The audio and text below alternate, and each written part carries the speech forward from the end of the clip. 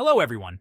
I've just caught wind of a tragic event that has shaken the foundations of Iran and its political landscape.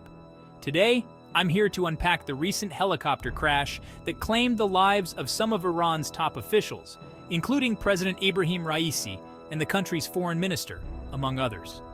Early yesterday, in a dense fog, a Bell helicopter carrying 8 individuals, including significant political figures and crew, met a disastrous fate. This wasn't just any flight. Aboard were individuals pivotal to Iran's governance and international relations. The crash has abruptly left a void in Iran's leadership at a time when the region is already grappling with intense pressures, both internally and externally.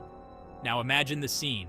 A country already under the weight of international sanctions and internal disputes, losing its key leaders in an instant. The helicopter, a model from the early 2000s, was one of the many that Iran has relied on since the days of the Shah.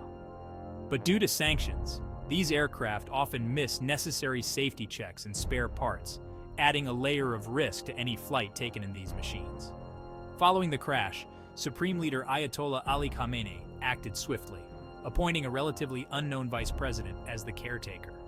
Despite this quick patch-up, the deaths of these key figures are a heavy blow to Iran, stirring not only political instability, but also a profound sense of uncertainty among the citizens and the international community watching closely.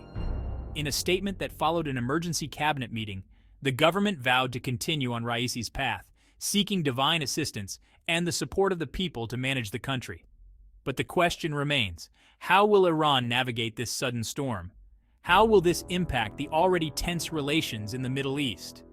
This tragic event is not just a national calamity for Iran, but a significant geopolitical incident that could reshape interactions and policies in a highly volatile region. As we continue to follow this story, the implications of such a loss are bound to unravel in the coming days, affecting not just Iran, but potentially the global political climate.